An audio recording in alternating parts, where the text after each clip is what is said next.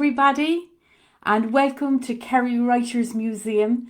Today is the 16th of January 2022, and we're celebrating International Dragons Day, and you're all very welcome. That you're very, very welcome to Kerry Writers Museum. So we thought that we might explore the Irish connection with dragons, because of course we know that there's dragons all over the world. So the first story that I'm going to tell you this evening is a story that Kerry Writers Museum asked me to make when I was telling stories on International Insect Day in ASST. That's Artists Standing Strong Together all the way over the sea in the United States of America. So I was there again last night, and it's lovely to be able to represent Kerry Writers Museum and our storytelling culture in different lands. And this story has come out of that lovely connection that we have found in cyberspace during these very strange times. So, if you've a smallie by your side, snuggle up now, get your favourite blankie, bring it right the way up under your nose and settle down for a lovely story. A long, long time ago, when Listowel was just and green and beautiful as it was today, there used to be a different tribe walking the earth. They were known as the Sidhe.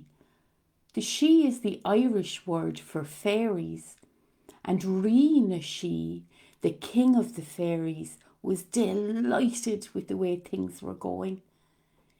In this summer, when a crow had built a little nest, instead of one egg, there'd be 3 eggs inside in that nest. And the cows were delighted with themselves, singing ever more eloquently their little moo, moo songs in the field, as if to show the joy that there was in the world. But Rina Sidhe, he knew that the changes were coming. He'd read all the old scrolls, and he noticed now that on Bradán Fassa, the salmon of knowledge, had swum out of her little lake all the way through the inlets of Ireland and come up the River Feel itself to tell him something. And he knew already. He knew what that something was. In the morning, before anybody else could get up, he'd walk down to the edge of the River Feel and he'd look into the beautiful river. And before long at all, the salmon of knowledge on Bradán Fassa would stick her snout up over the water. And Rina Sidhe would ask his question, Bradán Fassa, is it the time of change? Is it the time of change? And Bradán Fassa flipped her silver tail and looked at him with her fishy eye and said, it is. It's the time for change. Change is coming. And because he was a sensible Rina Sidhe, he was a sensible king of the fairies, he decided to ask the others too. So he said to the crows, Crow, crow, is it time for the change? And the crow called down, Caw, caw, change is coming, change is coming. Oh, he said, and he asked the cows in the field, are the changes coming? Are the changes coming, cows? And the cows all answered together, move over, Rina Sidhe, the big change is coming. It began to worry him now, and you know when you get worried and all of the troubles sit on your shoulder and you kind of walk in a different way. Well, all of the Sidhe folk noticed that he'd become very silent and that he was walking as if there was a great weight on his mind. And so they decided to call a gathering. And when they called the gathering, Rina Sidhe told them that the big change was coming. Can you explain it to us? Said his people. A new people are coming, he said. They are going to be human beings, and we have to make way for them. We will have to take to the liminal spaces, to the shadowy places. We'll have to become invisible in their eyes so that they will become responsible for nature and the earth and all that walk on it and swim near it and fly over it. Said his people, as a gasp went up over the whole crowd.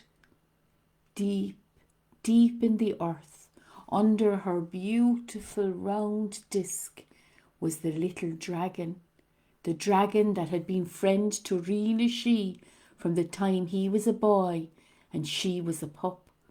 She was having dreams now, dreams of the change, and she wanted to know what was happening. So she stuck her little blue face out from under the big stone disc. Rina She, it's me, you see. I'd like to have a little conversation.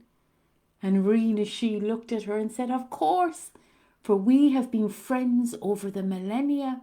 What can I do for you? What's happening? She said. And he told her everything. Oh, Rina She, can we come too? Can the dragons go with the fairy folk to the liminal spaces and the shadowy places? You can, said Rina She, but it'll cost you. It'll cost you something very important. She said, let me ask the other dragons. Now dragons, they talk in a different way to us. They talk through the beat of their heart. So she sent her heartbeat out all around the Stole and the Kerry area. And when she opened her eyes, she was smiling. Rina She, we'll come with thee. I'm so full of glee, she said. And they both laughed. Now, she said, tell me, what will it cost us? Well, he said, we're going to have to get much smaller than we have been. Much smaller indeed. And you will too. And you are going to become almost invisible. Your wings will be invisible. Oh, Rina She, I don't know if I like that, said the poor worried dragon. Ah, he said, but you need not worry, because your invisible wings will be iridescent. Iridescent, she said, and she tried it on her tongue. Would you like to try that word? Iridescent, iridescent. What does it mean? She said. Well, it means your wings will be invisible, but because they are, every colour of the world, every colour that you can imagine, when the moon shines or the sun sends down her glow, well then all those colours will dance across your wings. Will they, Rina She said. That sounds marvellous. Red and blue and greens and brown, earthen colours and jewel colours, they will all be yours to dance across those special wings. I'm in, she said. Oh, Rina She, when is the date? The date they decided on, long ago, through the mists of time, was Lunasa in August. And on that summer's night, they met on the banks of the River Feel. There was a big blue moon up in the sky, shining down on proceedings. And first the fair folk on She, and then the dragons followed the way of the river as it snaked along between the beautiful green fields of Kerry. Eventually, they came to the field with the standing stones, the fairy cathedral, and Rina She, the king of the fairies, he stood in the middle of the standing stones and he sent out his Dríochta, his She Dríochta, his fairy magic. on the heads of all of his people. They closed their eyes and they could feel the change happening. They could feel themselves shrinking and becoming so small. And when they opened their eyes again, a blade of grass looked to them like a mighty oak. And while they had their eyes closed, the dragons had been changing too. Their great big blue bodies had elongated, gotten so long, and then they began to shrink, and their leathery, scaly wings turned into these beautiful lace-like, almost invisible wings.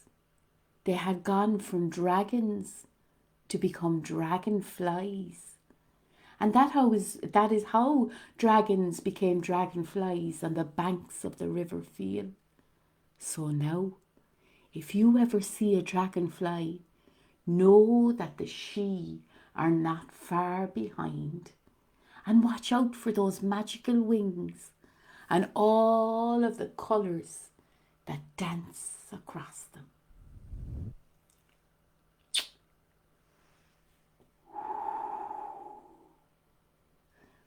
I think at this stage that you can see how magical dragons actually are.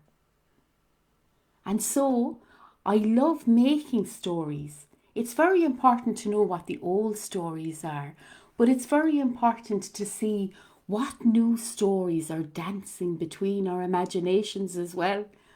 And I love to sit down with the smallies, and especially Leah Keane, my grandniece. What a special smallie she is. And this Christmas, we decided to put our heads together and come up with a dragon story just for today.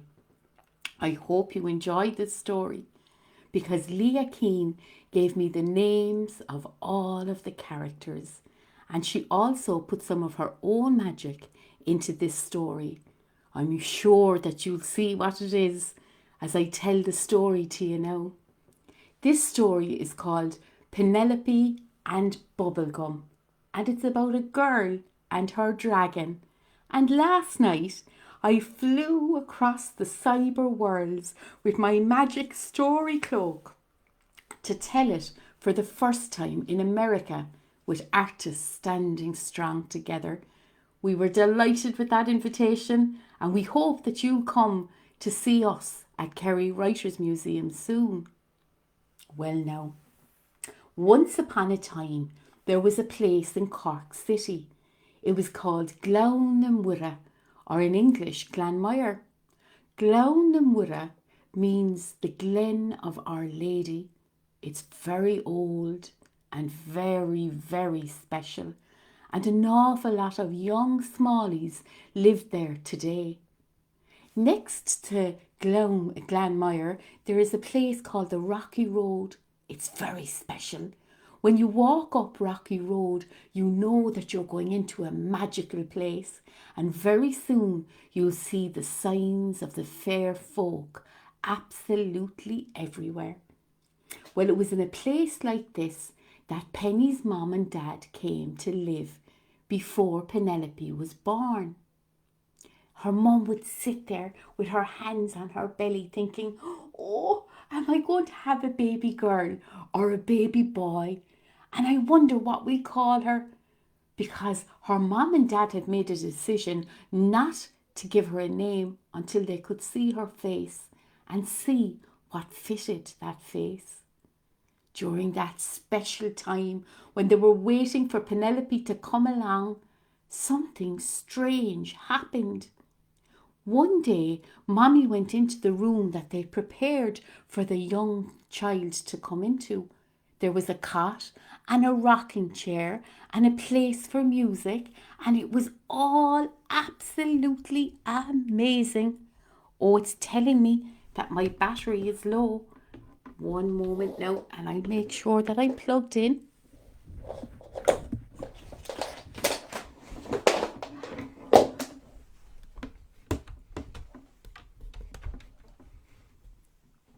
Now, my battery is plugged in again. Where were we in the story, children? Oh, that's right. Thank you very much. Mummy had just gone into the little bedroom that they'd prepared for the new baby. And there in the cot, they could see a little blue egg. What's that? Said Mummy, and she called down to Daddy, who came running into the room. Did you get me a present? She said. I've never seen that before, he said, and he picked it up and he put it to his ear. And deep inside the egg he heard do-doomf, do-doomf, do-doomf. And he said to Mommy, there's a heartbeat in there. I think we're going to have a new little animal for our new little baby. Oh my goodness, said Mom. Isn't that great? We have to see what it is. When do you think it's going to open up? And Daddy said, I think it might open up only on the day that our new baby comes into the world. Oh my goodness, said Mommy. Wouldn't that be brilliant? Life went on then until Mummy started getting very busy. First she thought that they needed new curtains. Then instead of cooking one breakfast, she cooked two. She decided that they needed to do a big shop, and she washed everything in the house and put it out on the line. Daddy said, what are you doing? She says, I don't know, but the other ladies, they tell me that it's a phase called nesting. I'm nesting. The baby can't be very far for us to wait now. Oh, said Daddy. That evening, Daddy went out to the shop, and when he came home, there was no sign of Mummy. Just a note on the table to say that she'd taken a walk up the rocky road to get a bit of fresh air. So he went up into the room that the baby was going to come into to look at the egg. He often did that. And something strange happened. It started to make a noise. It started to topple around inside the cot, and then it opened up and a little claw bounced out. A little blue claw. Oh my goodness, said Daddy. I have to find Mummy. I wonder what's going on. And he ran all the way up to the rocky road, and it was a good thing he did, because Mummy was breathing funny. She was going and he said, what is it? And she said, I think the baby's coming. So he rang the ambulance, and before they came, little Penelope had come into the world right there on the rocky road. They took their little baby home, and when they did, there was a present waiting for them inside in the cot, because inside in the cot there was a little blue dragon. It was the cutest thing they'd ever seen in their lives. It had big, cute, innocent eyes. It had a little blue comb like on a chicken going down its back. It had already got soft blue scales under its eyes, and it had claws, but they were so soft and bendy. And then the little dragon blew into the air, and the most perfect bubble came out of his mouth. Oh, said Mummy. Oh, said Daddy. And they both agreed together, we'll have to call this dragon Bubbles. And then Mummy said, but I think our baby's going to be called Penelope, and that's a long name. So should we give him a long name? Why don't we call him Bubblegum, said Daddy. That's a great idea, she said. And so they began to grow together, and time passed, and our lovely Penelope went to St. Joseph's School in Glanmire. Hello to St. Joseph's School. I love going there to tell stories, and they taught to me Oscuelga. They taught to me in Irish. We all know that Irish is an Teangan Dríochta, the magic language. But Penelope was yet to learn this. She loved her dragon. Bubblegum, she'd call, Bubblegum. And he might be flying around the garden, and he'd look at her, and he'd want to do his best for her, but she could tell that he couldn't understand anything she was saying. And then her teacher, I think his name was Paddy O'Muelon, he told her, why don't you talk to your dragon in Irish? It's the magic language. He might understand it. He sounds to be very magical indeed. So she went home and she called him as she'd learned to call him that day. Tarquin, Tarquin Bubblegum, come to me, Bubblegum. And straight away, whoosh, Bubblegum was at her side. Oh my goodness, she said, that's absolutely amazing. And with that, she felt something pop on her face, and then something else and something else. And she said, Mom! And her mom came in and she went, oh my goodness, I think you have the measles. But our Penelope, she was no ordinary girl, and these were no ordinary measles. These were magical measles. They spelt things across her head. They said things like Bon Rian, Queen, and they said things like Anna Sosta, very satisfied. And then they all got together on her nose and made her laugh out loud as she tried to look at her measles. Well, during the magical measles phase, she learned as much Irish as she could, and she stayed home from school so that herself and Bubblegum could have many adventures together. Myself and Leah Keane have come up with this start to the adventures of Penelope and Bubblegum. Have you any ideas where the adventures might take us? Where do you think they went on their first trip out of Glanmire? Who do you think they met? And what adventures do you think they might have had? If you think of anything at all, why don't you send a little message to Kerry Writers Museum, and we'll see if we can have another story from Penny or Penelope and Bubblegum, who very, very soon became known as Penny and Bubbles because they shortened their names, and Mummy said that was okay, but on official occasions we'd have to call them by their long names, Penelope and Bubblegum, but on ordinary days they would be Penny and Bubbles. I hope you liked this story. I hope you're celebrating Dragon Day. I'm having a great time here in Kerry Writers Museum, and I look forward to seeing you soon and to hearing all of your hints and tips for the adventures of Penny and Bubbles.